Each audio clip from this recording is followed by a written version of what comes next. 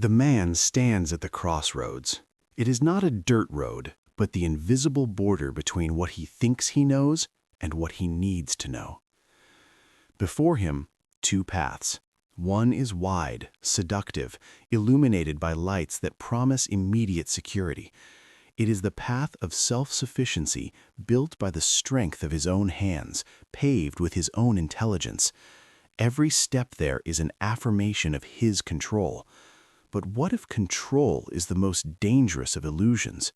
What if the light guiding him is merely the reflection of a fire that consumes the soul?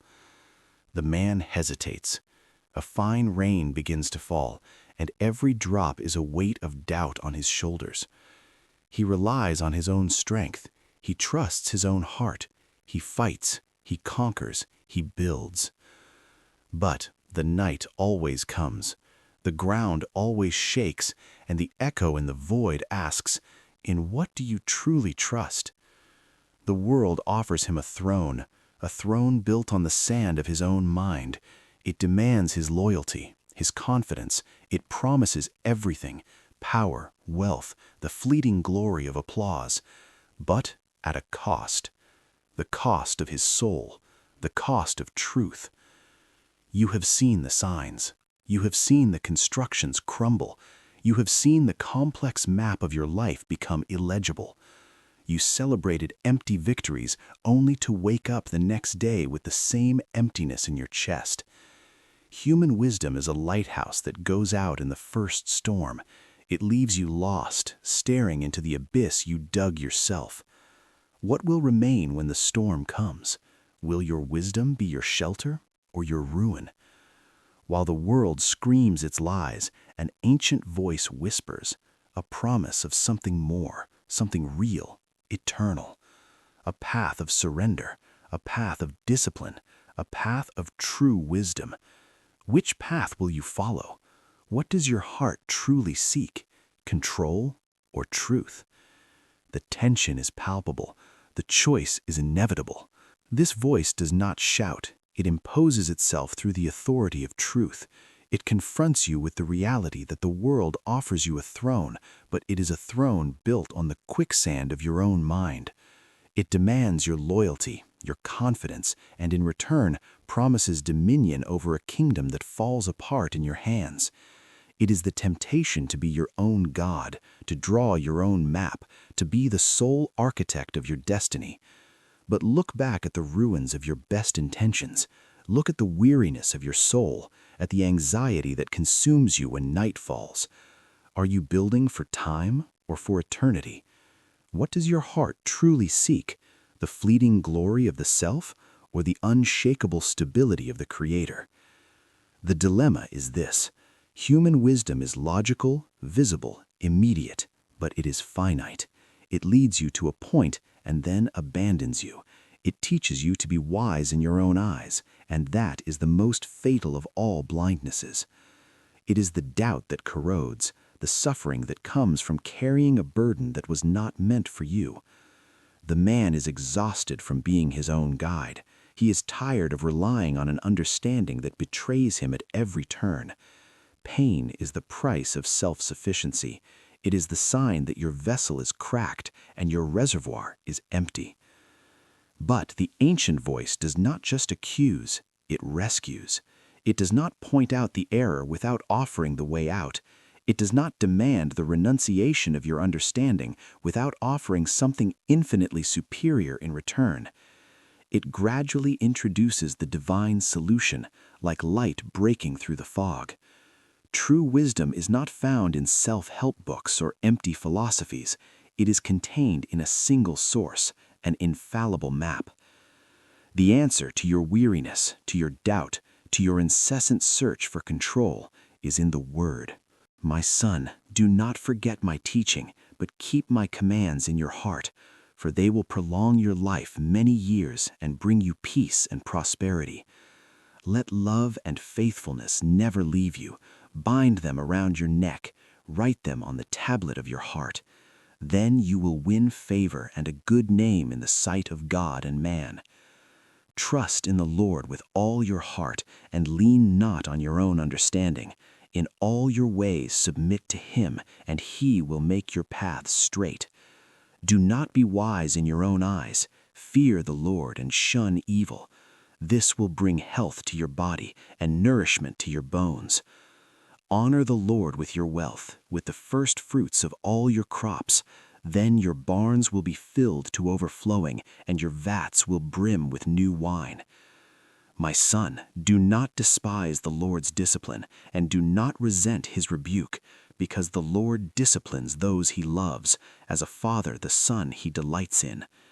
Blessed are those who find wisdom, those who gain understanding, for she is more profitable than silver and yields better returns than gold. She is more precious than rubies. Nothing you desire can compare with her. Long life is in her right hand. In her left hand are riches and honor. Her ways are pleasant ways, and all her paths are peace.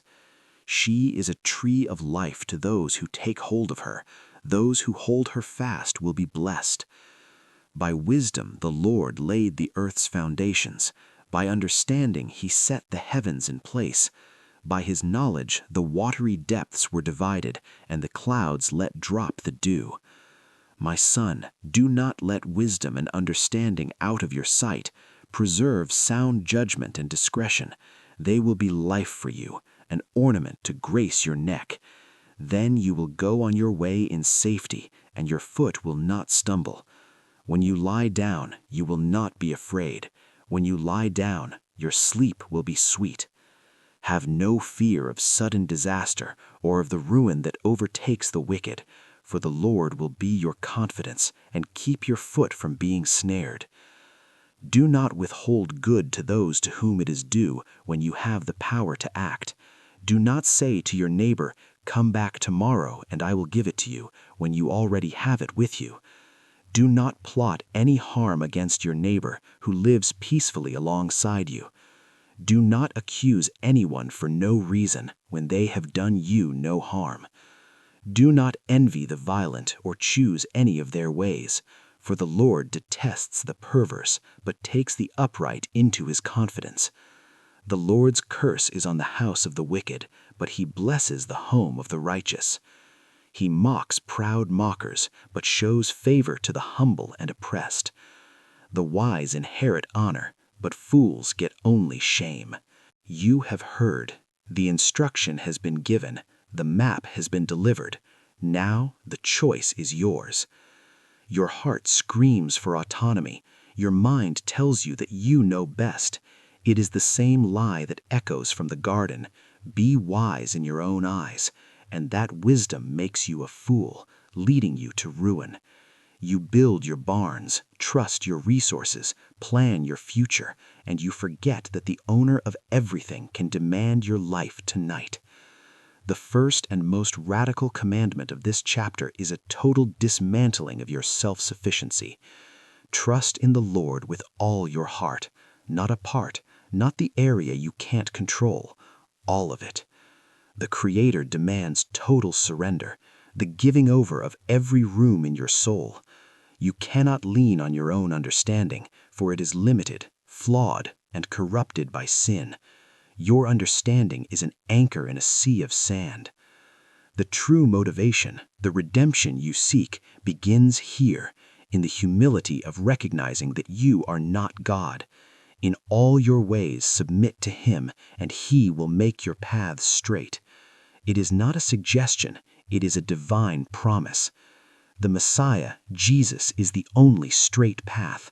Salvation and holiness depend on this total surrender. The path of biblical truth is the path of radical trust, where yourself is dethroned and the Creator is exalted. Abandon the illusion of control. Trust radically. Are you afraid of discipline? Do you think the Lord's correction is a burden? It is because you do not understand the love of a father who refuses to let his child perish in his own foolishness. The world preaches unconditional self-acceptance, the absence of boundaries. But the Word exhorts us, do not despise the Lord's discipline, and do not resent his rebuke. His discipline is not blind punishment, it is rescue. It is the love that pulls you back from the edge of the abyss. The Creator's rebuke is the clearest proof that you are loved. A father who loves corrects. A father who abandons ignores the error. The Lord disciplines those he loves, as a father the son he delights in. If you stray from biblical truth, if your path becomes crooked, the hand of the Lord will come to straighten it. Do not run away. Do not resent it. Embrace the correction. It is the path to holiness, the process that transforms the boy into a man, the selfish into a servant. Embrace the discipline, for it is the voice of the Messiah calling you back to the narrow path. To despise correction is to despise the very love of the Creator. It is choosing ruin in the name of fleeting comfort. The world offers you silver and gold. It promises you the brilliance of rubies and the glory of wealth. But the Creator, who laid the earth's foundations and set the heavens in place by his wisdom, asks, "Blessed are those who find wisdom, those who gain understanding." God's wisdom is more profitable than silver and yields better returns than gold. She is more precious than rubies. Nothing you desire can compare with her. Why? Because human wisdom is finite and perishable. Divine wisdom is the tree of life. It grants you long life in the right hand and honor in the left. The focus was never on your material prosperity. The filled barns and overflowing vats are merely a shadow of the true blessing, His very presence as your security. His wisdom is the tree of life, not gold. His peace is your sweet sleep, not the absence of problems. The Messiah, Jesus, is the personification of this wisdom. He is the Word made flesh. To seek wisdom is to seek Christ. The spiritual world must be your focus, not the material world. Do not trade the eternal treasure for the false coin of the present. Do not cling to what rusts, but embrace the one who is the very source of life. Your radical trust and your pursuit of wisdom are manifested in how you deal with what you possess. The Creator does not ask for the leftovers. He demands the primacy. Honor the Lord with your wealth, with the first fruits of all your crops. This is a test of sovereignty. Who is the Lord of your life? If you give the first and the best, you declare that He is the owner of everything. You recognize that your strength, your harvest, your time, and your money come from Him. The blessing that follows, filled barns and overflowing vats, is not an end in itself. It is a demonstration of the Creator's faithfulness to those who honor Him. We exhort you to abandon selfishness and greed. Do not withhold what belongs to Him. Do not give the leftovers. Give what costs you. The purpose of material blessing is to glorify the Creator, not your personal enrichment. The honor you give to God with your resources is an act of worship, an affirmation that your security is not in your bank account, but in the eternal rock. The faith that trusts and the wisdom that honors cannot be confined to your inner self. They are manifested in your relationship with your neighbor. Holiness is not just a mystical experience, it is a daily practice of justice and prudence. Do not withhold good from those to whom it is due, when it is in your power to act. Do not say to your neighbor, "Come back tomorrow," if you can help them today. The procrastination of kindness is a subtle form of selfishness. The exhortation is clear: act justly. Do not plot harm against those who live peacefully alongside you. Do not envy the violent or choose any of their ways. The world exalts brute force and cunning, but the Lord detests the perverse. The contrast is absolute. The Lord's curse is on the house of the wicked, but He blesses the home of the righteous.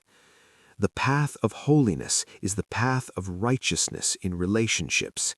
It is the reflection of the Messiah's character in your life.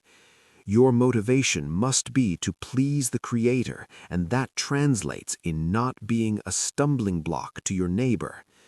The exhortation is clear. The center of all this is not you, it is Him. It is the glory of the Messiah who became the wisdom of God incarnate for us.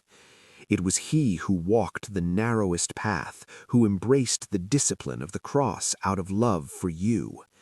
To trust in the Lord is to trust in the finished work of Christ. To follow the Bible is to follow the steps of the Master. Salvation is the starting point, and holiness is the journey. The path of truth demands obedience. Your search for motivation and redemption ends here, in the choice. You have been confronted with the truth. The wisdom of the world is a house of cards. The wisdom of God is the foundation of the universe. In the end, there are only two paths: the path of man, which ends in himself, in dust, and the path of God, which begins in surrender and ends in eternal life. Do not lean on your own understanding. It is an anchor in a sea of sand. Lean on the Lord. He is the eternal rock.